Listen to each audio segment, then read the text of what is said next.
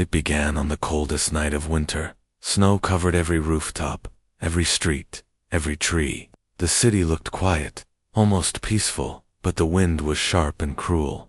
It howled through the empty alleys like a warning. On the rooftop of a crumbling apartment building, a young man stood still. His name was Ethan, tall, broad-shouldered, wearing a worn-out coat and gloves that had lost their warmth years ago. He stared at the sky. The stars above blinked like distant memories, cold and unreachable, just like everything else in his life. He had no family left, no friends, only silence. He came to this rooftop often, not to jump, not to escape, but because the stars were the only thing that hadn't lied to him, the only thing that still felt real. But tonight, something changed. A sharp light cut through the sky, like lightning, but without sound. A streak of silver fire blazed across the heavens, fast and wild. It wasn't a plane. It wasn't a satellite. It moved like it had purpose, like it was alive. Ethan's eyes followed it. Then, a loud thud. The ground shook beneath his feet. In the far distance, past the tree line outside the city, something had crashed. Something big. He didn't think. He ran. His boots pounded against frozen streets. His breath came in clouds. Snow whipped against his face, but he didn't slow down. Something deep inside him was pulling him toward the crash, like a string tied to his chest. It wasn't just curiosity, it was instinct. The forest was darker than the city. Thick trees blocked the moonlight. But up ahead, between the branches, he saw it. A crater. Steam rose from it, turning the cold air into a white fog. In the center, surrounded by broken trees and burning snow, was a figure. Not metal, not rock. Alive. Ethan stepped closer, slowly, carefully. And then he saw her. She was lying on her side, curled up like a child. Her skin glowed faintly, like soft moonlight. Her hair floated slightly, as if underwater. Her eyes were closed, but her face was peaceful, gentle. Her wings were the most beautiful thing Ethan had ever seen, like butterfly wings, but larger, shimmering with colors that shifted every second. Blue, purple, gold, pink, a living rainbow. They were torn in places, covered in frost. He dropped to his knees beside her. Her body was shaking, not from fear, from cold. Her hand reached toward him, slow and weak. Her lips moved, but no sound came out. He leaned closer. She tried again. This time, he heard her. Only your warmth, ... can save me. Ethan stared at her. He wanted to ask who she was, what she was. But none of that mattered now. She was dying. He pulled off his coat and wrapped it around her. Then, without thinking, he took her into his arms. Her skin felt cold as ice, but under it, he felt a spark, like a tiny heartbeat trying to survive. He held her close, pressed her against his chest, hoping his body heat would be enough. Her wings fluttered just once. A soft hum echoed through the trees. Her eyes opened. They were not human. They were galaxies, swirling, endless, and filled with pain. "Thank you," she whispered. Then she passed out. Ethan sat there in the snow, holding her. The wind howled again, but now it felt like something else was moving in the dark. He looked up at the sky and saw 3 more streaks of light, not falling, flying. He had no idea what she really was, but whatever she was running from ... they were already here. The cabin was small, half broken, and hidden deep within the forest. It belonged to Ethan's grandfather, abandoned for years. No one ever came out this far. That's why he brought her here. Wrapped in blankets, the strange butterfly girl lay motionless on the old bed. A tiny fire crackled in the stone fireplace, casting warm light across her glowing skin. Ethan sat close, watching her breathe, slow, unsteady. Her wings had dimmed, the colors faded. The edges looked burnt, like the last pages of a dying book. He had carried her all the way from the crash site. She hadn't woken once, but he stayed close. He made tea, heated soup, anything warm, anything human, because her last words haunted him. Only your warmth can save me. He placed another log on the fire and turned to her. Then, for the first time since the crash, she stirred. Her eyes opened slowly, still full of stars, still full of something otherworldly. You brought me here, she said, her voice barely a whisper. I didn't know what else to do, Ethan replied. You were freezing. You asked me to save you. She looked around the room, weak but aware. Then she looked at him. I didn't think anyone would come, not from your kind. Ethan raised an eyebrow. My kind. She blinked. Human. He laughed softly. You don't sound surprised. I've studied humans, watched from afar. I just never thought I'd need one. Ethan pulled a chair closer to the bed. Well, you got one. Silence filled the room for a moment. Only the fire spoke, crackling in the background. Finally, he asked, What's your name? She paused, then said, Lyria. Ethan repeated it under his breath. Lyria. It felt right. Like a song he didn't know he remembered. She sat up slowly, wincing as her wings shifted behind her. Ethan moved to help, but she waved him off. I can manage. Just not used to gravity this heavy. Ethan chuckled. You're not from around here, I take it. Lyria gave a faint smile. No. My world is gone. My people too. He sat down again, this time facing her fully. What happened? Lyria's expression darkened. Her eyes flickered, as if replaying memories too painful to share. They wanted us to fight? My kind. We were born with emotion at the core of our power. The more we felt, the stronger we became. But that scared them. So they tried to control us, use us, break us, and you escaped. I ran, she said softly, through galaxies, through war, through death, until I crashed here. She looked down at her shaking hands. I wasn't supposed to survive. Ethan leaned forward. But you did. She met his eyes. Because of you. Her voice trembled, not from fear, but something softer, something deeper. Ethan didn't know what to say, so he said nothing. Instead, he reached out and gently took her hand. It was cold, but not dead. He felt the faint rhythm of life in her pulse, like a flame trying to stay lit in the wind. Suddenly, Lyria pulled her hand away and winced.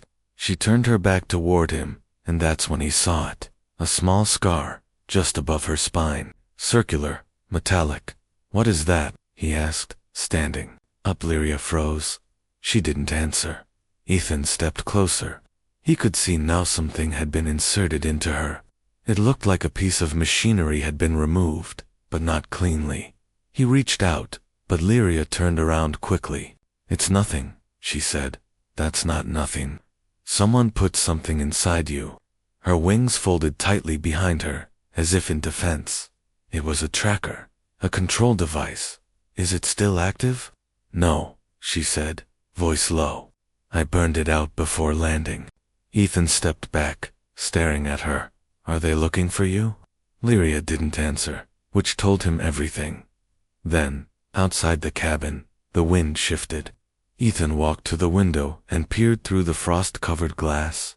3 lights blinked in the sky. Not stars, not planes, moving too slowly, too deliberately. Lyria, he said. They found you. Her face turned pale. I need to leave. You can't even walk straight, Ethan said. I have to. No, you're not going anywhere. Not until we figure this out. Lyria looked at him. Tears welled in her eyes. But not from sadness, from trust, from fear, from hope.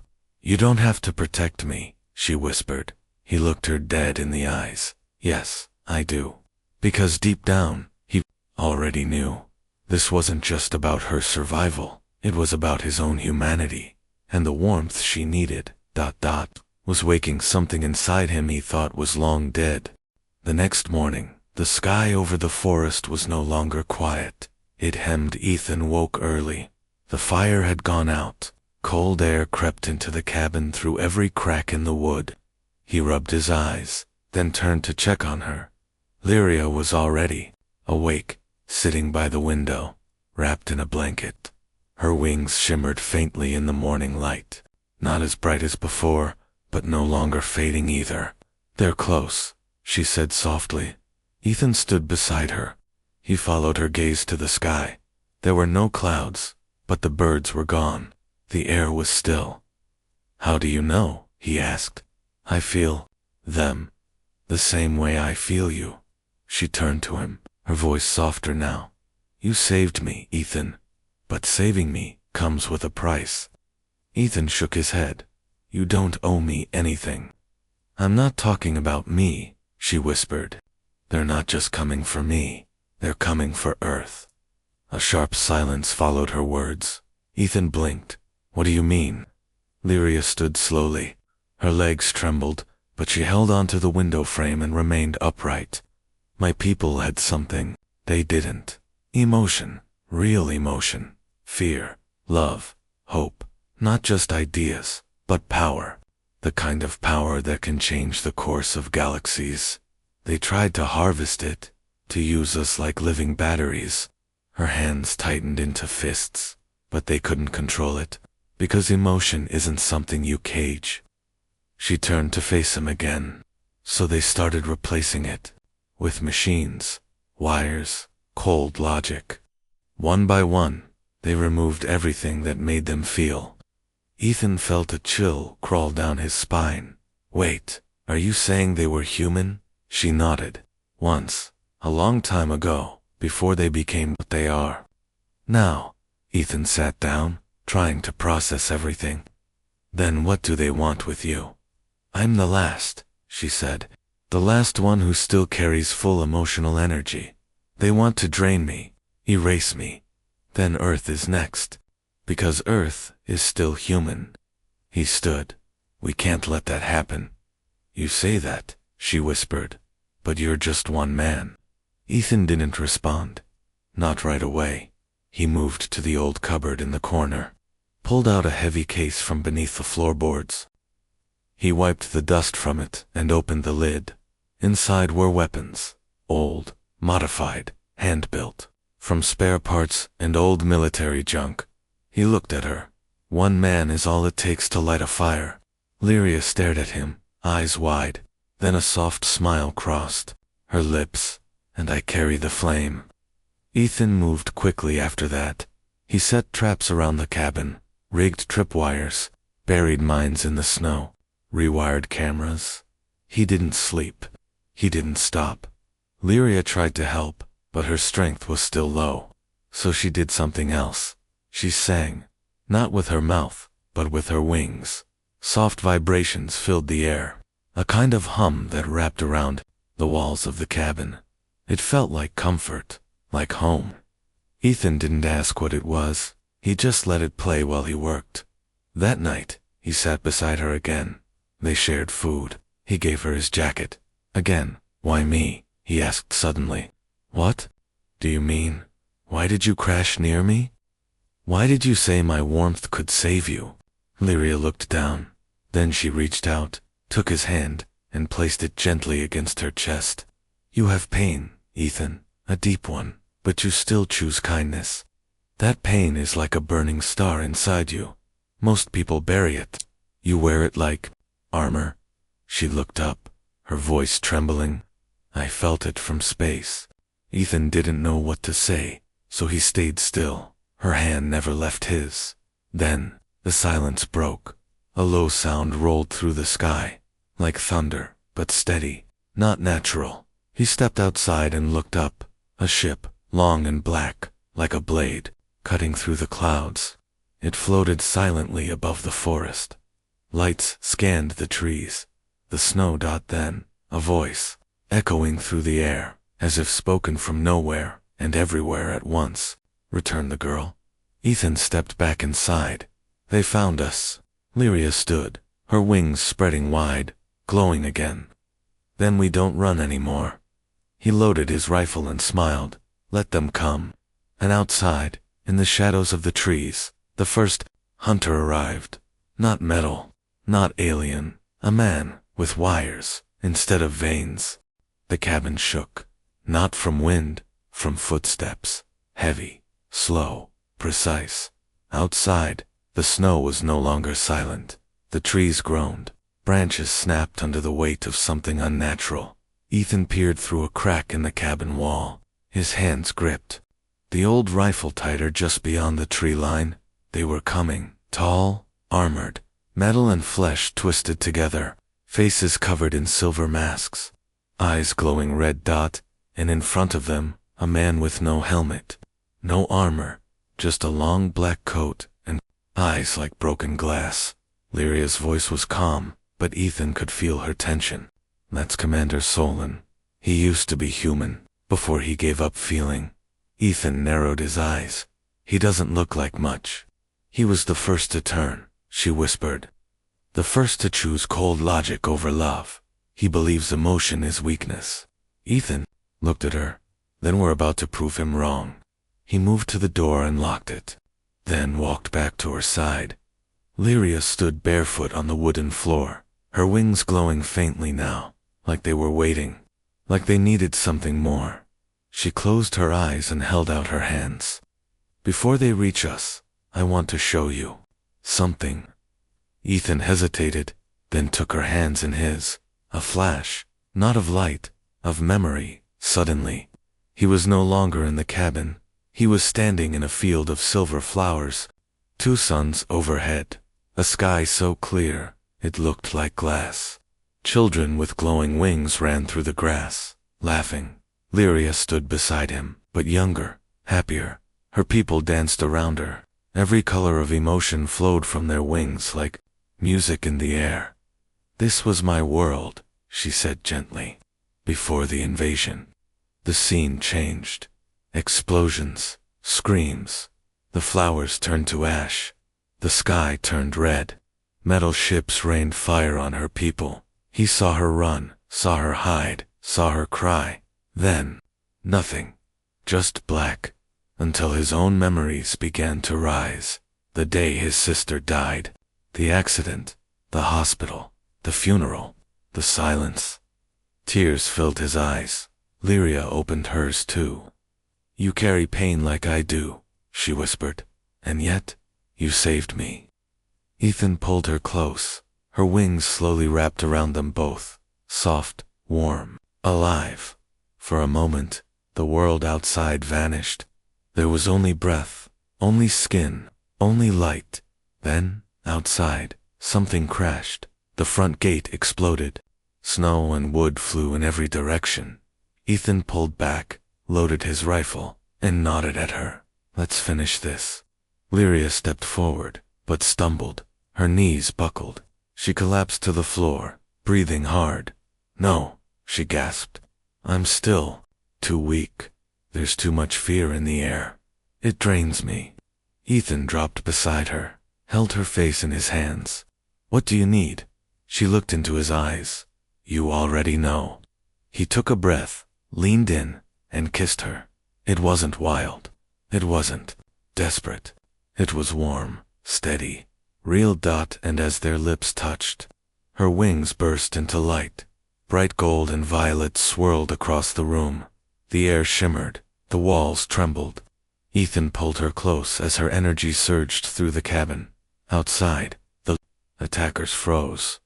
The first soldier stepped into the doorway, rifle raised. But Ethan was faster. One shot, center of the chest. The machine fell. Lyria rose behind him, floating just slightly above the ground. Her wings pulsed with power now. She wasn't weak anymore. Ethan looked up at her. You're glowing again, she smiled. Because now, I believe. Again, the enemy kept coming. More machines, more fire. But the cabin had changed. It was no longer a hiding place. It was a battlefield. Ethan fought with all he had. Traps exploded. Bullets flew. But it wasn't enough. They were surrounded. Lyria stepped in front of him, her wings outstretched. Her voice rose above the chaos. You came here to erase me. To end what you no longer understand. Commander Solon walked through the smoke. Calm, cold, unblinking. You are the last mistake of a dying race, he said. No, Lyria replied. I am the last memory of what made us alive. He raised his arm. A pulse cannon formed from his hand. Ethan moved to shield her, but Lyria was faster. She wrapped him in her wings once more. A blinding wave of warmth shot through the cabin. Everything stopped. Even time seemed to pause. And then darkness. Ethan opened his eyes. The air was thick with smoke. The cabin walls were cracked and burning. Every breath tasted like ash. He tried to move, but pain shot through his chest. He looked down. Blood. A lot of it. Lyria knelt beside him, her wings shielding his body from the falling embers. Her face was pale, lips trembling. Stay with me, she whispered. I'm here, he said, forcing a small smile. Still annoying you. Her hands pressed against his wound. Warm light flowed from her palms, but it wasn't working. She looked at him, eyes full of panic. They hit you with a null round. It blocks emotional energy. I can't heal you. Ethan coughed, blood staining his lips. Guess they came prepared. She shook her head. Tears fell down her cheeks. I'm not ready to lose you. His hand found hers, weak, shaking. You won't, he said, but they both knew he was fading. Outside, the enemy regrouped. Metal feet crushed snow and wood. More soldiers moved toward the cabin, scanning for life signs. Inside, time slowed. Lyria leaned closer, resting her forehead against his. I thought I was running from them, she whispered. But I was always running toward you. Ethan closed his eyes. I don't want this to end. Her voice trembled. Then don't let go. The door burst open. Commander Solon stepped through the smoke, his long coat flowing behind him. His glowing eyes scanned the room. He saw Ethan, then Lyria, then the connection between them. You gave your heart to a human, he said coldly. Lyria turned, slowly rising to her feet. I gave it to someone who still has one. Solon stepped closer. His arm shifted, forming a long silver blade. You had power beyond any species. You could have been a queen. I chose to be alive, she said. He raised the blade. Then die like the rest of your kind, before he could strike. Ethan spoke. Wait. Solon paused. Ethan tried to stand, failed, but his voice held firm. Do you even remember what it felt like? He asked. Solon stared at him. To hold someone, to cry, to laugh so hard your chest hurt. Do you remember warmth? Solon's face stayed blank. Then Ethan added, or did you cut that out of yourself too? A flicker. Just for a moment. Something passed across the commander's face, but it was gone as quickly as it came. I remember, he said, and I remember how it led to weakness, to war, to loss. You became what you feared, Lyria said. He pointed the blade at her. I became what the galaxy needed. Then, a sound, soft, strange, a pulse. Lyria turned to Ethan. His heartbeat was slowing. His eyes barely stayed open. She dropped to her knees beside him. No, please. She held his face in her hands. I can't do this without you. Ethan smiled faintly. You already are. Then, his breath stopped. Everything around her went silent. No fire, no footsteps, no noise. Only the stillness of loss. Lyria screamed, not out loud, from her wings. A wave of energy exploded from her body, shaking the ground. The cabin shattered. The snow outside melted into steam. Solon was thrown back into a tree, crashing into the ground. Lyria's wings burst into full color, brighter than ever before. Gold, violet, red, blue, every emotion, every memory, every ounce of pain and love Ethan had given her burned into her soul. She lifted Ethan's body in her arms, held him close. I won't let you go, she whispered, and then she kissed him, one last time. Her wings wrapped around them both. a cocoon of fire and light. A storm of raw emotion surged through the forest, reaching even the stars above. The machines paused. Something deep within their systems began to shake, a signal, a code, a heartbeat, and slowly, they stopped moving. One by one, the soldiers lowered their weapons. Some dropped to their knees. Others looked at their hands like seeing them for the first time. Solon watched, stunned. "What are you doing?" he shouted. Lyria rose again. "Ethan." Still in her arms. "He gave me everything," she said. "Now I give it back." She walked forward. Solon raised his weapon again, but it cracked in his hand, melted. Lyria's wings stretched wide. A blinding light burst from her core. It wasn't violence. It wasn't destruction. It was memory, love, pain, grief, laughter. Moments of real human connection flooded the minds of the enemy. One soldier broke down crying. Another tore out his implants. The cold was melting, and warmth was winning. As the light faded, Lyria collapsed to the ground beside Ethan. She looked down at him and saw his fingers twitch. A breath, then another. He opened his eyes. "You came back," she whispered. His voice was weak, but real. "I told you, I'm not ready to go." She smiled, tears streaming. "Neither am I." And somewhere above them, the stars burned a little warmer. Ethan woke to warmth, not from the fire, not from blankets, but from her. Lyria sat beside him, her hands gently resting over his chest. Her wings surrounded them both like a protective dome, glowing with soft light that pulsed with every beat of his heart. "You're alive," she whispered. Ethan nodded slowly. Every muscle in his body ached, but his chest was whole again. No pain, no bleeding. He looked into her eyes. "Did you heal me?" She smiled. "You healed me first." Outside, the forest was quiet. Too quiet. He sat up, groaning slightly. "Where are they?" Lyria's wings opened, and she helped him to his feet. "They're still out there." But something changed. They stepped outside the ruined cabin together. Snow had melted in a wide circle around them. The air shimmered.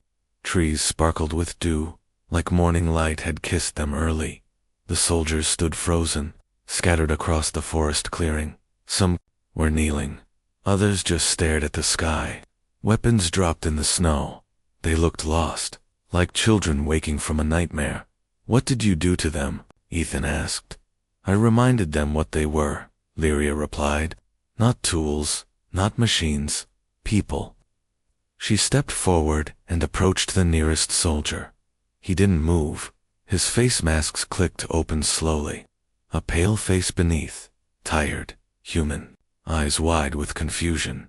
"I can feel something," the soldier said. "For the first time in years." Lyria touched his arm gently. "That feeling is yours. It was never gone, just buried." Another soldier looked up. "We were told emotion was weakness." Ethan stepped forward beside her. "It's what makes us strong." From the tree line, a shadow emerged. Commander Solon, burned, cracked, but standing. He limped forward, his voice low. "You've infected them." "No," Lyria replied. "We freed them." Solon raised one trembling hand.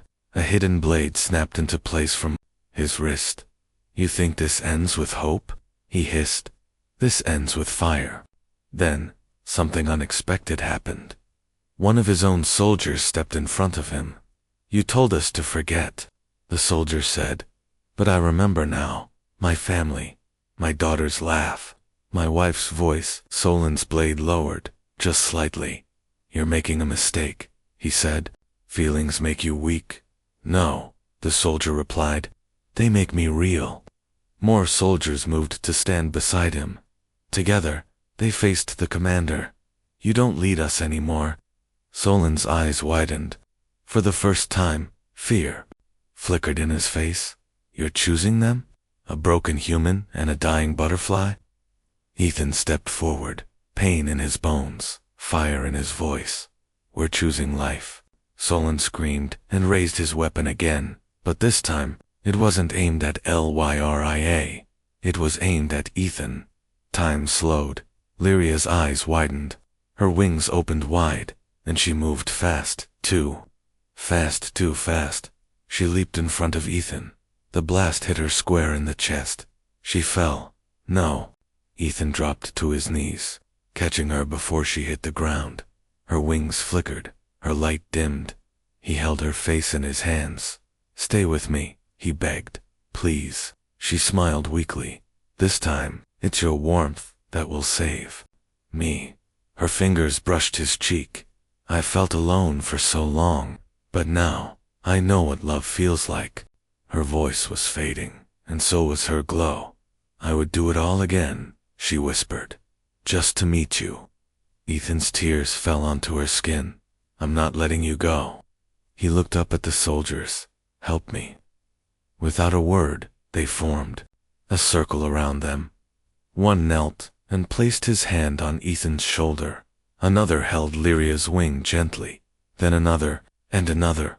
One by one, they shared the warmth they had buried deep inside them. Not magic, not science, just emotion, hope, kindness, regret, longing, love, and slowly, her glow returned. Her breath came back. Her wings lit the forest with fire once more. She opened her eyes. "I'm here," she whispered. Ethan laughed through tears. "I knew you'd come back." Solon tried to flee, but his own soldiers stepped in his path. He turned. No one followed him. No one believed him anymore. He disappeared into the trees, alone, broken, and forgotten. Lyria stood tall now, wings wide, light, radiant. She looked at Ethan, and then at the freed soldiers. "The war is over," she said. "But our work isn't done." Ethan nodded. "You're right. The galaxy needs to remember what it means to feel again." Lyria smiled, and for the first time, it wasn't sad. It was full of purpose. "Then we'll show them together." She offered her hand. He took it, and together they rose. Not just as survivors, but as a spark, a new beginning. The stars were no longer silent. From the surface of Earth, Ethan and Lyria stood atop the ridge where it all began. Snow had melted across the valley. Trees that once stood frozen now shimmered with new life. All around them, former enemies worked side by side with humans, rebuilding, repairing, healing. Machines, once designed to kill, now helped plant seeds. Wires that once controlled minds had been torn out and replaced with connection. And at the heart of it all stood Lyria. Alive, brighter than ever. Her wings moved gently in the wind, glowing with warmth instead of survival. Ethan stood beside her, fingers laced through hers. No words were needed anymore. Their bond went deeper than speech, but today, they had to say goodbye, at least to this world. Ethan looked up at the sky, where a massive ship now floated above the earth. It wasn't a war vessel. It wasn't cloaked. It was a beacon, a symbol of what was possible. Other worlds had already started to listen. Broken civilizations had begun sending signals, whispers from across the stars. They had heard what happened here. They wanted hope, and Lyria was ready to bring it to them, but not alone. She turned to him. "You don't have to come," she said softly. "Earth still needs healing." Ethan smiled. "So does the rest of the galaxy. And besides, where you go, I go." Lyria stepped closer, her hands against his chest. "Are you sure?" He leaned in, pressing his forehead to hers. "I was never sure of anything, until I met you." Their wings, hers literal, his metaphorical, had grown together. Two beings from different worlds, now beating with the same heart. From behind them, the former soldiers watched. Some had begun forming their own communities, learning how to feel again, laugh again, cry again. They had seen what emotion could do. They had seen love turn war into peace. As Ethan and Lyria walked toward the glowing ship, a soft breeze passed through the forest. Birds flew overhead. Children laughed in the distance. Humanity had changed, and so had its future. The ship's door opened with a soft hum. Inside, soft golden light welcomed them as they stepped in. Lyria looked back one last time, not in sorrow, but with hope. "Do you think they'll keep choosing love?" she asked. Ethan followed her gaze. "I think they finally remember how." The door closed behind them. Engines began to hum, not the angry roar of war, but the steady breath of something alive. As the ship rose into the sky, clouds parted. Sunlight bathed the earth in warmth. From space, the planet no longer looked cold or distant. It looked like home. A message pulsed from the ship, bouncing from system to system, translated in 1,000 different languages. "We are not just machines. We are not just minds. We are heart. And only love can save a galaxy." On distant planets, screens lit up. People paused, watched, and listened. Some wept, some smiled. And in every corner of the stars, something stirred, a beginning not of conquest, but of connection. Inside the ship, Ethan and Lyria stood in the command chamber. Dozens of new allies worked beside them, people from Earth, people once lost to metal control, and even other survivors of Lyria's kind, slowly awakening from long sleep. "Where to first?" Ethan asked. Lyria touched the star map with her hand. The screen bloomed with galaxies, each one full of shadowed signals, some angry, some afraid, some silent. "There's a world near the Hylian Rim," she said, "once full of poets, now ruled by silence." Ethan grinned. "Then let's bring them a story." She turned to him. "Our story." He took the controls. She guided his hand, and together, they jumped across the stars, across darkness, across everything cold. Two souls lit a path forward, not with weapons, not with orders, but with warmth, with trust, with love. And in the great silence of space, something ancient began to awaken again. Not technology, not fear, but humanity.